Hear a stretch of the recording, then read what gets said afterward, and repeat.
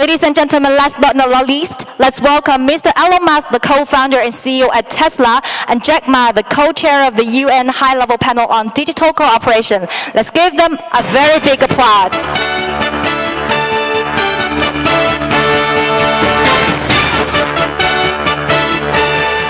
Welcome.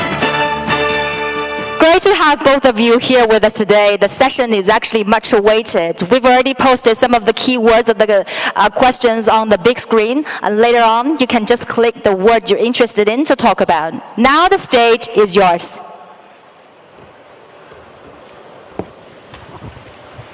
What are you supposed to say? Just things about AI, perhaps? Yeah. Okay. Let's see.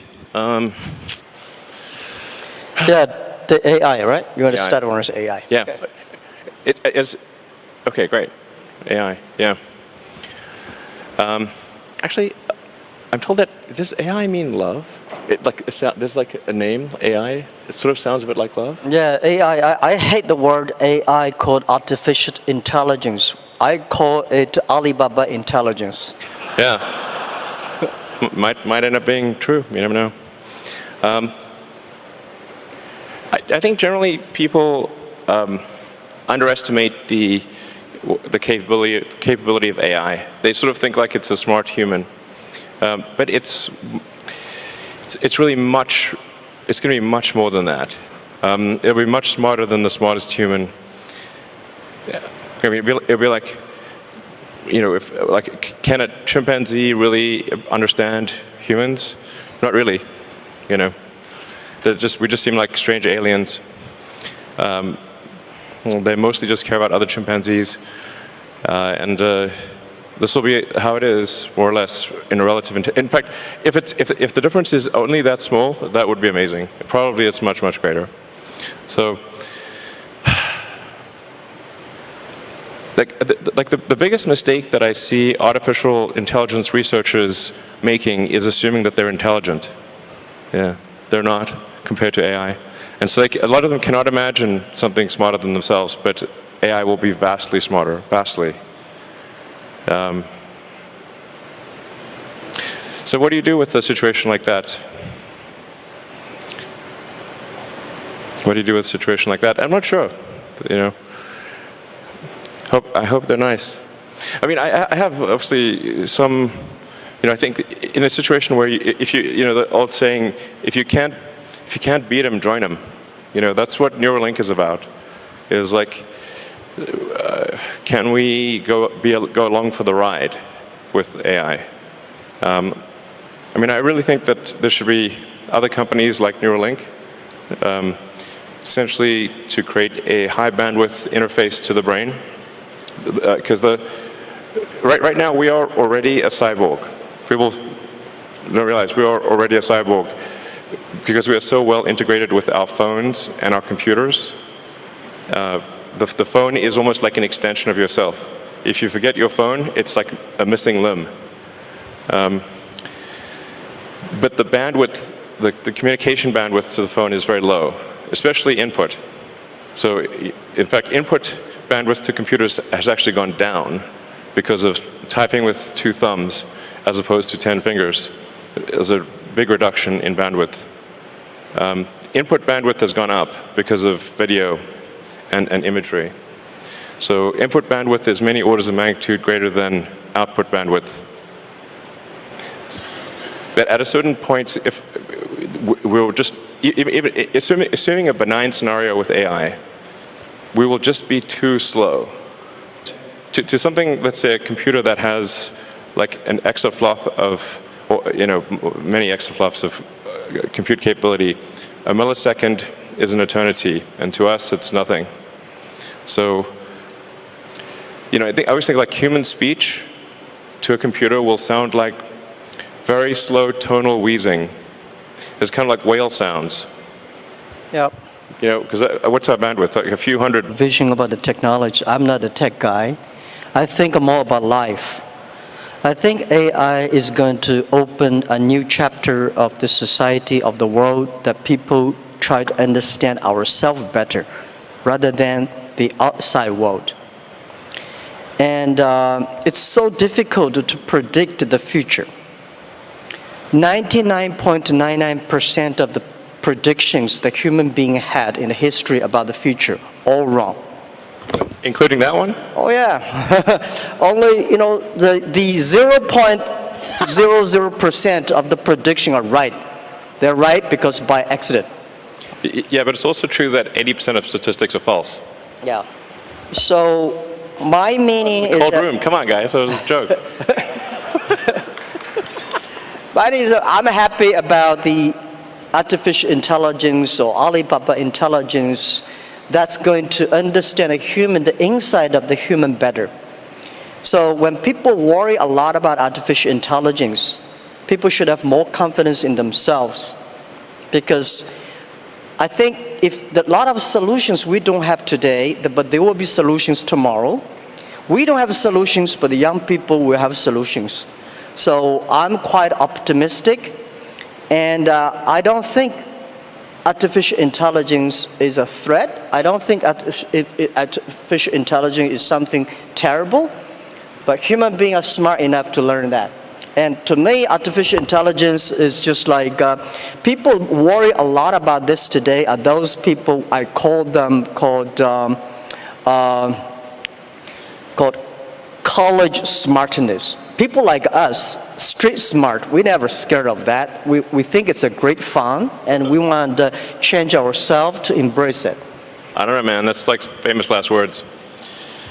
Let me tell you, AI is, I mean, you look at sort of the rate of advancement, just in general, the rate of advancement of computers is insane. And like a good example would be video games.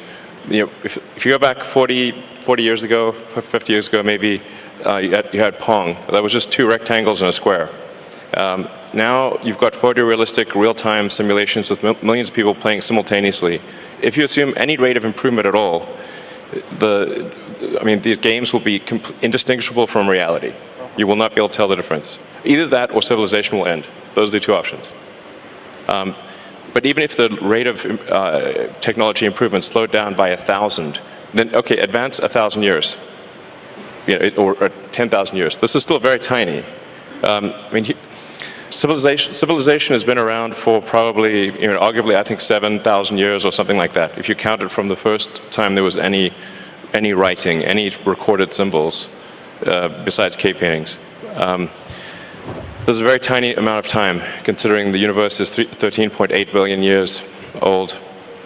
I mean, if civilization lasted for 1 million years, we would only increment the third decimal point after 13.8 billion years, if we lasted for 1 million years. Mm-hmm. So that seems like a long time,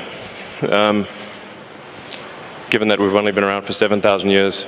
It's been kind of a roller coaster on the civilization front. So, I mean, I'm a naturally optimistic person, to be clear. I'm not saying, hey, doom and gloom. I'm just saying this is the apparent pattern. The rate of change of technology is incredibly fast. It is outpacing our ability to understand it. Well, I'm not sure, is that good or bad? I don't know. I mean, it seemed to me some time ago that you could sort of think of humanity as a biological bootloader for digital superintelligence. For those who know what a bootloader is, a very tiny piece of code without which the computer cannot start. But it's sort of like the minimal bit of code necessary for a computer to start. Like, you couldn't evolve silicon circuits. There needed to be biology to get there. Good. Yeah. Well, let's talk about something fun. I admire that you want to go on the Mars. Shall we go to the Mars? Yeah. Yeah, so what will the life look like on Mars? Are you both moving? What do you think about that? Actually, I'm not interested in Mars. I just came back from there, so I'm more interested on the Earth, the things, what's going on happening here. So why are you so curious about the Mars? Well, I think the thing about Mars is that I think it's important for us to take the set of actions that are most likely to continue consciousness into the future. What increases the probability of consciousness of continuing into the future? I think we should not take it for granted that consciousness will continue because we have not encountered any aliens. Where are the aliens? This is the Fermi Paradox. This is one of the most important questions. How come we've not found any aliens? There's people out there who think we've found aliens. Trust me, I would know. We have not. Okay. People ask me, you've been to Area 51. Okay, please. SpaceX actually has Area 59. It's even better, 8 better than 51. So, among the set of actions we can take that are likely to increase the scope and scale of consciousness such that we are better able to understand the nature of the universe, one of those actions is to become a multi-planet species or ensure that life is multi-planetary. Not because I think something that, it's not from the standpoint of it just being an escape hatch or because I think that Earth is doomed, but there's a certain probability that is irreducible that something may happen to Earth. Despite our best intentions, despite everything we try to do, there's a probability at a certain point that some either external force or some internal unforced error causes civilization to be destroyed, or sufficiently impaired such that it can no longer extend to another planet. It's hard to say. Let me put it another way. This is the first time in the 4.5 billion year history of Earth that it's been possible to extend life beyond Earth. Before this, it was not possible. How long will this window be open? It may be open for a long time, or it may be open for a short time. I think it would be wise to assume that it is open for a short time. And then let us secure the future of consciousness, such that the light of consciousness is not extinguished. And we should try to do this as quickly as possible. That's my view. Good. It's so difficult to secure the future of the Earth, but we can secure the future of next 100 years. I'm not the person that I admire your courage for explore the Mars, but I admire a lot of people spend efforts on improving the Earth. It's great to send 1 million people to the Mars, but we have to care about the 7.4 billion people on the Earth. How can we make the world more sustainable?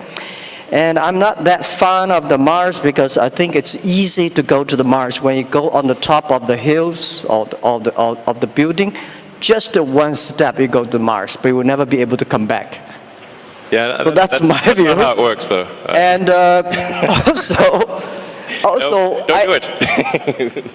I hate to go to Himalayas too. I mean, when you climb on the, I think someday I will go there when the elevator is ready. I will go there have a look. But I think people spending more time on the Earth, think about because no matter how long the civilization of the human beings will be, like 1 million or 2 million or 500,000 years, but we only have 100 years. So we cannot solve all the problems for future, but we have to be responsible for the future, but we should care more about how we can enjoy better. My view is that by the artificial intelligence or AI, when human beings understand ourselves better, then we can improve the world better. Last 200 years, human beings tried to understand the other side of the world better, understand the other people better. But I think what I feel excited about AI is that AI is to understand people, the inside of the human beings. The Earth, I heard you're gonna dig a tunnel deep in the Earth, which is amazing.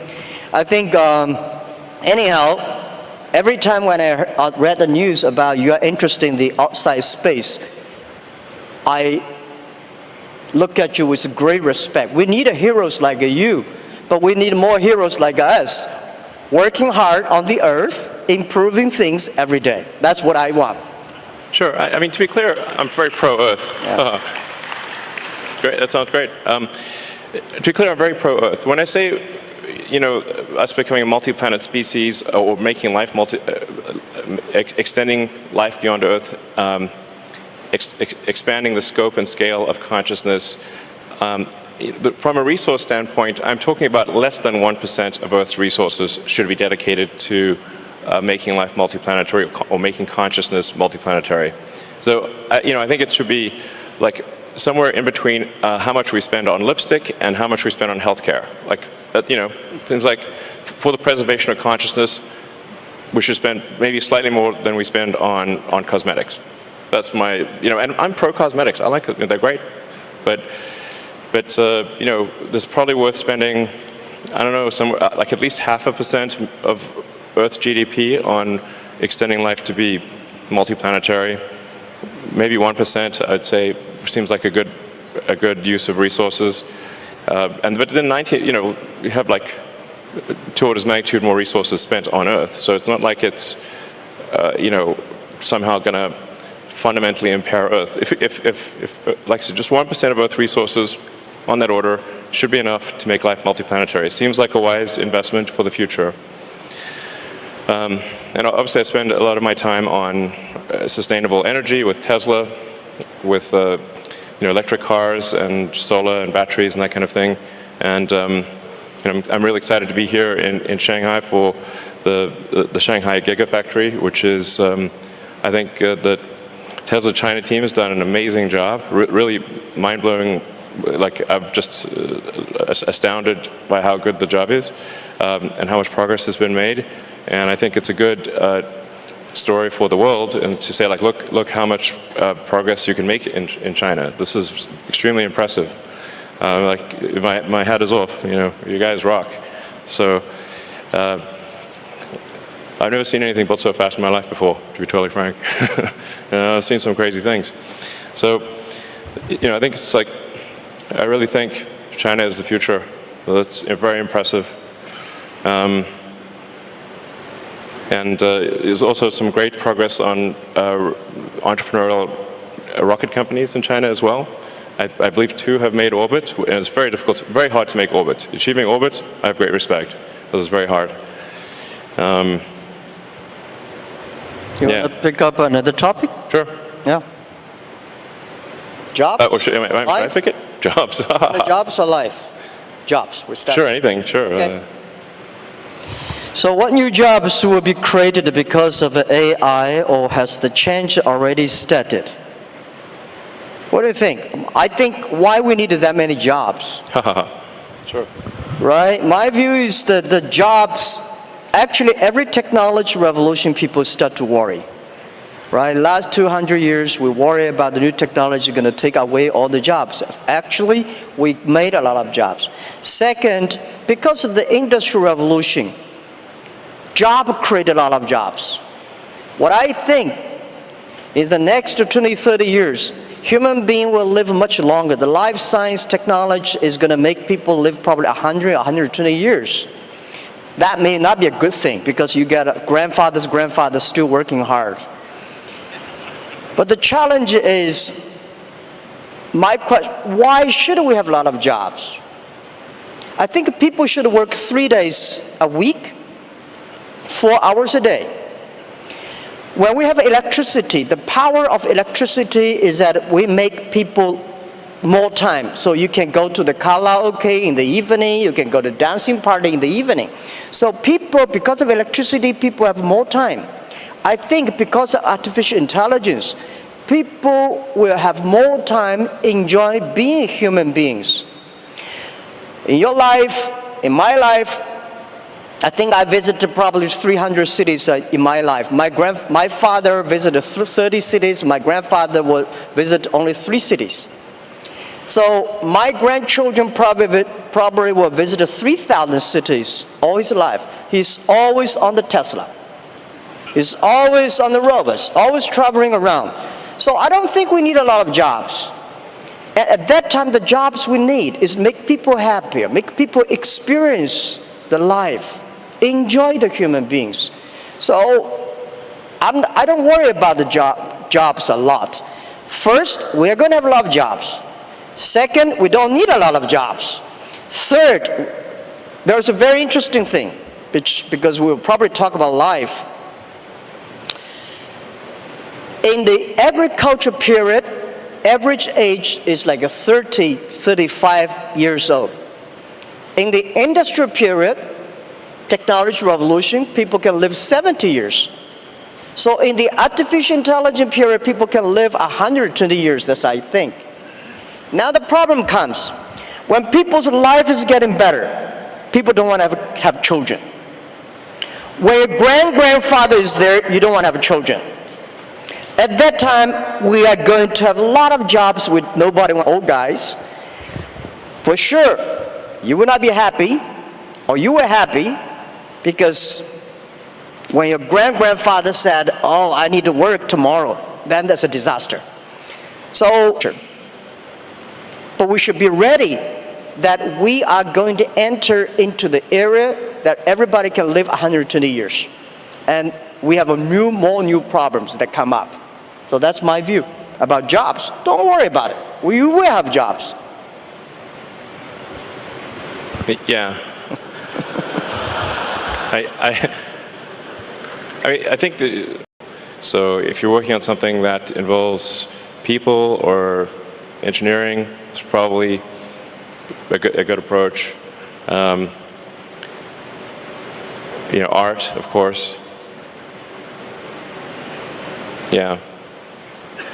Like I said, I think we're going to have to figure out this Neuralink situation. Otherwise, we will be left behind. It's very important we do this quickly.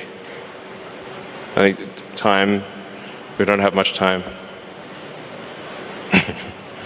We don't have much time for what? We don't have much time to solve the Neuralink. Yeah. Yeah, you think of like technology and technology awareness. It's like if there was like a topological map of technology awareness, it's mostly flat with a few short buildings and then some very tall spires. And unless you're on that very tall spire, it's not obvious what the topology is. Yeah. I never worry about the things that I cannot solve. I left other people to solve it. Sure. If nobody can solve it, just let it be. That's my life. Oh, let's talk about education. I'm quite interested about education. Can we? Yeah. So what knowledge or skills will be useful to master the future? Do you have any advice for young professionals who want to pursue a career in AI? Young professionals. I don't think we will have professionals on AI in the future. Well, I worry a lot about, people worry about jobs, but I worry about education. All the education systems, the things we teach our kids, the way we teach our kids are mainly designed for the industrial period. And I'm sure the machine will be much cleverer than human beings in the future. How can human beings do better? Human beings should be smarter. Human beings should be wiser. So how can we be human beings to be wiser or smarter? I think that we should change the way of education, change the things, because in the past we focused a lot about, remember things. Computer can remember better than you are. We want to calculate faster, computer can calculate much faster. We want to run faster, computer can run much faster than you are. So human beings should have confidence by being more creative, more constructive. So how can we teach our kids to be more creative and constructive? And I think this is the key of the education. And I want spending more time on training kids on arts, on painting, on singing, on dancing. On these are the creative things that make people live like humans. Don't worry about machines. For sure, we should understand one thing, that man can never make another man. Computer is a computer. Computer is just a toy. Man cannot even make a mosquito. So we should have confidence. Computer only have chips. Men have the heart. It's the heart where the wisdom comes from. So I think in the next 10 or 20 years, human beings or every country, every government should focus on reform the education system, making sure our kids be able to find jobs in the future, be able to live in a life that only working 3 days a week, 4 hours a day. And that is very important. If we do not change the education system that we are in, we are all going to be in trouble. That's my view, and don't worry about it. We will change it. Yeah. Yes, cool. Sure. Thank you. I would say try to learn as much as possible that allows you to predict the future or make the future. So they're saying is the best way to predict the future is to make it. And then assess whether what you're learning is enabling you to predict the future with less error. Are you less wrong? We're always wrong to some degree. But can you reduce the error on your future predictions? I think that's the way to look at education. As of course, but it's both creative, create the future, and predict the future. So that includes art and all those other things. But close the loop on being less wrong about future. I would say that's the right way to think about education. I mean, down the road with a Neuralink, you can just upload any subject instantly. So it'll be like the Matrix. You want to fly a helicopter, no problem. Well, helicopters will fly themselves, but if you wanted to do whatever, any given skill, you just upload it instantly. I mean, the way education works right now, it's extremely low bandwidth. It's extremely slow. Lectures are the worst, really. It's like very slow.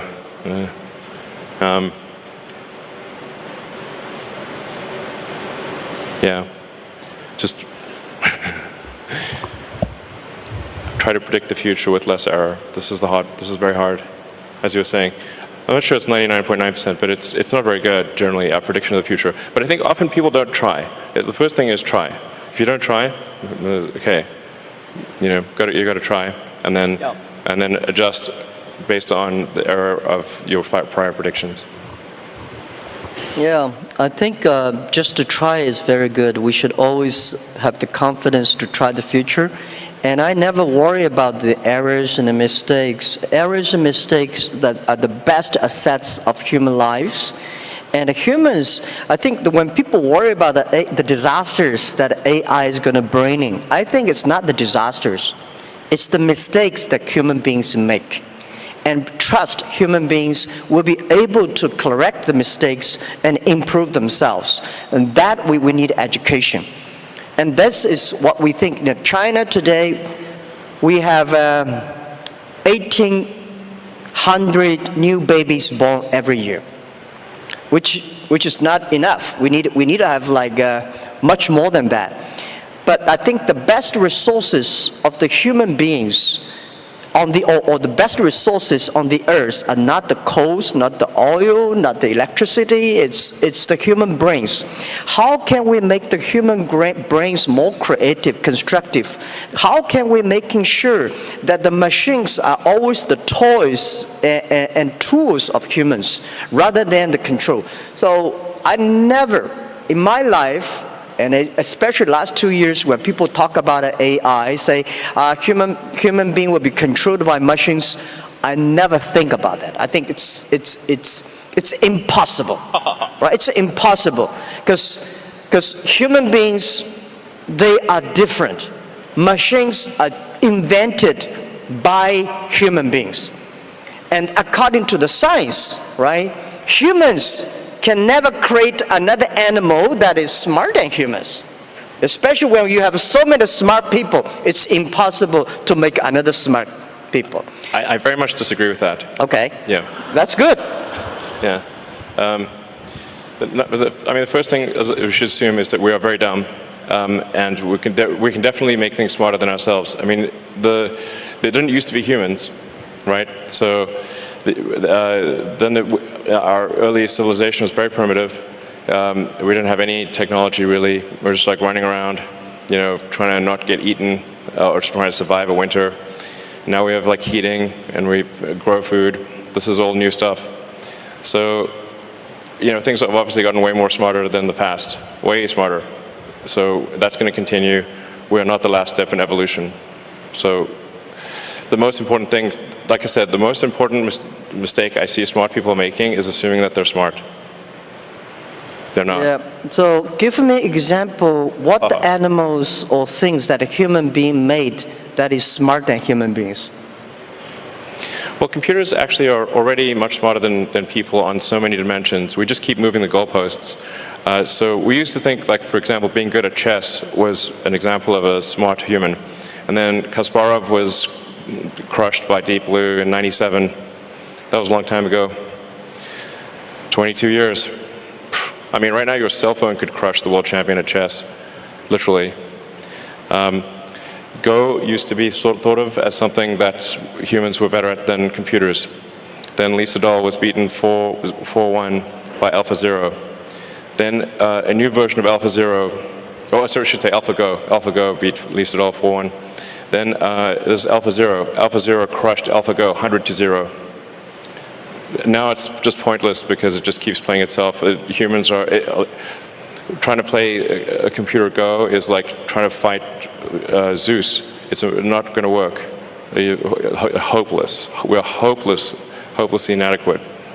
In terms of rendering, basically, there's just a smaller and smaller corner of intellectual pursuits that humans are better than computers, and that every year it gets smaller and smaller, and soon we will be far, far surpassed in every single way, guaranteed.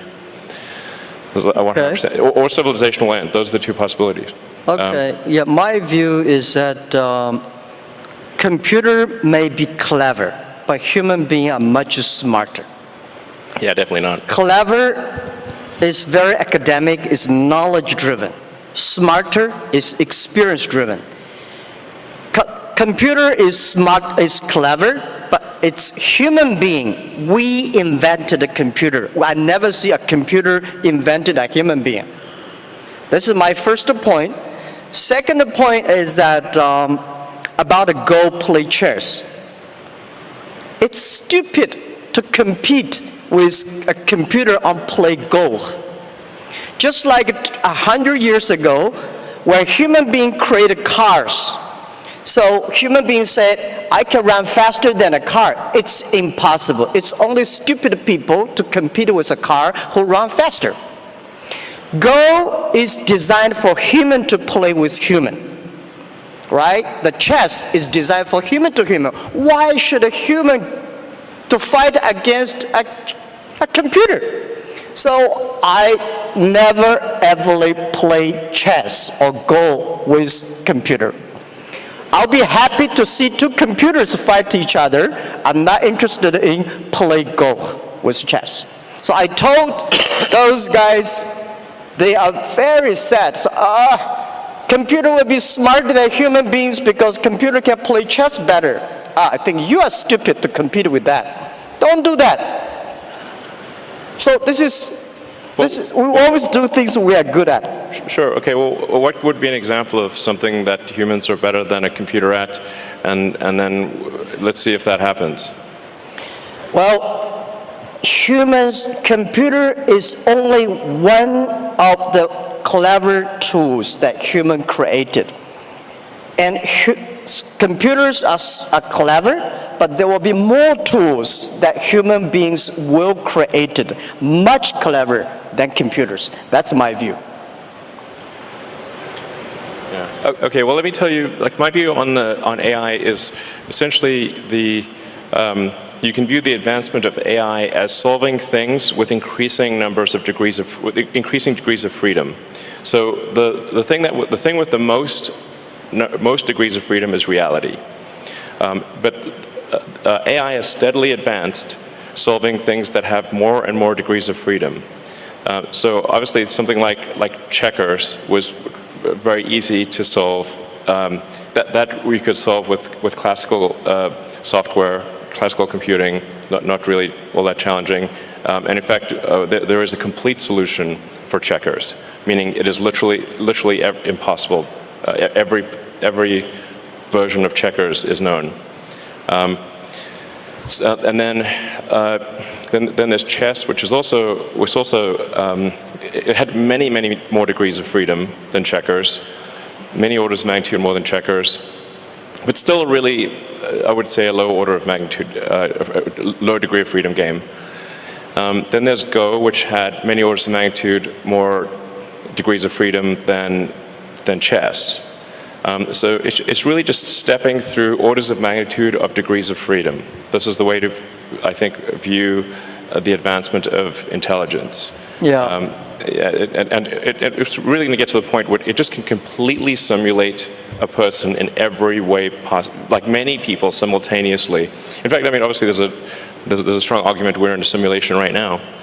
It sort of reminds me of that joke of like, if life was a video game, what would be the review? And it's like, well, the graphics are incredible. The plot is confusing. The respawn takes a long time. That's a video game. That's life. If life was a video game, respawn takes 20 years to spawn a human being and have them be fully conscious. I'm worried about the birth rate, which you alluded to earlier. Contrary to, like most people think we have like too many people on the planet, but actually this is an outdated view. This is assuming that AI is fine, assuming that there's a benevolent future with AI. I think that the biggest problem the world will face in 20 years is population collapse. Collapse. I agree. I want to emphasize this. The biggest issue in 20 years will be population collapse. Not explosion, collapse. It's very easy to see what the world will look like in 20 years because humans have a 20-year boot sequence. So like you say, okay, well, who was born last year? Okay, now you know what the world looked like in 20 years. It's that easy. I absolutely agree with that. The population problem is going to be facing huge challenge. 1.4 billion people in China sounds a lot, but I think next 20 years we'll see this thing will bring big trouble to China, and the population decreasing of the speed of population decreasing is going to speed up. Yes. And you call it collapse. I agree with accelerating that. collapse. Accelerating collapse. Accelerating collapse. And then the common rebuttal is like, well, what about immigration? Like, from where? Yeah, you want to go to space, the Mars. The Mars will immigrate.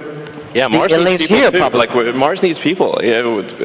Mars needs people. There's no 0 people there right now. So right now it's just a machine planet. There's only some robots there. This is something that we should pay special attention. That's why the 18 million new babies born in China, which was less than only 1% or something, we should spend more time create these people and treat life better. But also I think about the AI. There's another thing which in my company, in our company, AI we call Alibaba Intelligence because we think when things with order, with things with logic, machine can always do better. AI can do better. But if things without order, without logic, human being can do better. For example, when you love somebody, there's no reason normally. I just love him or just love her. I have no reason. But when I hate somebody, when I want to do bad things on somebody, there's a logic. And when there's a logic, AI can do better. What we do on our end financing, we teach machine all the bad things that bad guys want to do. Machine can learn quickly and arrest all the bad guys immediately. But when you want to do good things, not necessarily. AI means love. That's absolutely right. So that is why the AIs, if the AI can bring love, which I call it, in the past, if you are a successful person, you have to be EQ and IQ, right? In the future, if you want to survive in this world, you have to be the LQ, the Q of love. That's important too. Otherwise, you cannot survive in artificial intelligence time. Well, I agree with love is the answer. There's many songs about that. You want to pick up the final one? Another topic you want to have? Excuse me, gentlemen. Due to the time is very limited, so we only have 5 minutes left. So last question, please. Yeah, we have. You want to pick up the last? Life or human being machines? So you want to talk about your cars, autonomy? What do you want to talk? This feels like one of those steps in a video game where you've got to like pick a path, a choice. I choose life. Okay, life. So how much longer do you think people can live for with the help of AI? Can AI help with environment sustainability? Can you?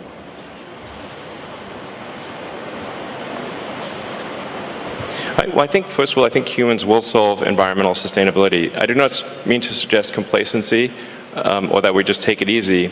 In fact, this is a self-fulfilling or unfulfilling prophecy. We must take immediate and dramatic action, and and continue the momentum towards environmental sustainability. And China is actually the world leader in this. In fact, I'm not sure how well it is known outside of China, just how much China is a world leader in environmental sustainability. It's extremely impressive. I mean, I think half of all the electric cars in the world were made in China last year, something like that. So, so I don't mean to suggest complacency, but I do think humans can and will solve sustainability. If we can do the neural lace, then I think, or the neural link, essentially, the age will not matter that much. You can simply save your state and restore your state, like a saved game, essentially, something very close to that. I do think we can solve biological aging if we really wanted to. You'd have to make DNA changes, but we're obviously just on a clock. All organisms are. I mean, you could take a fruit fly, for example, and you could give it yoga, sort of have it do daily yoga and have a very healthy diet, and it's still going to live for 3 weeks, maybe 4 weeks. So environmental factors are relatively minor for extending life. You have to change the DNA. And so the question is, like, will people be okay with changing the DNA? That's the thing about extending life, and probably people are a little bit reticent about that, but that's essentially the thing that needs to occur to extend life. You've got to stop the DNA clock somehow. I don't know if we should work on this or not. I think, frankly, it's probably a good thing that we do eventually die. There's a saying, like in physics, like even physicists, which are generally quite objective, is like the saying, like, old physicists don't change their mind; they just die. So maybe it's good to have this life cycle. Yeah. Yeah. Well, I think AI can definitely help the environment sustainability. And when human beings know themselves better, human beings will be smarter and will be wiser. The difference between clever people and smart people, or wise people. Smart people knows what he wants and how he can get it. Wise people know what he doesn't want. So when human beings using artificial intelligence, they will understand themselves better. And I think there will be millions of ways people will live in a healthy earth and protect the healthy earth. The reason why I want to stay in this earth, I want to work on this earth, I want to do anything I can to help this earth to better. Because even go to the space is great, but if we can spend resources just to focus on helping pick up the garbage from the oceans, that thing is more difficult than to go to the Mars. But artificial intelligence can help us achieving that and solve the problems. And the second, a human being can live better, can live longer. But what we need is not only live longer, we want to live healthier. How can we live healthier? It's to understand us better. Most of the disease are caused by our behavior. So I think I'm 100% sure people will live longer. People will live healthier, but may not necessarily live happier. If you want to be happier, human beings should focus on the value, the vision, and the mission, and always have the dreams. And I don't want people love the technology and put them dreams on the technology. I think technology should be with dreams. It's not technology change the world. It's the dreams behind the technology that change the world. So my hope is that anything we can do is to improve this world, to helping 7.4 billion people live better and live healthier. And this is all about our world. And I think we will be working very happily because I love your product, Tesla. You know, making world cleaner and no noise and such great technology. I'm happy you have the factory in China. And I think we need to do more things to improve this earth, improve this world, and make sure that people are happier and people care about the family, people care about the health. That's all we should do. And trust us. Trust the human beings and trust young people. Let's take responsibility for today, but let's not take away all the solutions for tomorrow. It's great human beings make mistakes.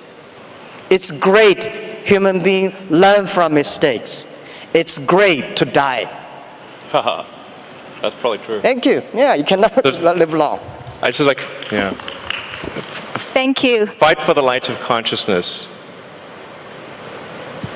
Thank you, Long. Nice talking to you. Thank you.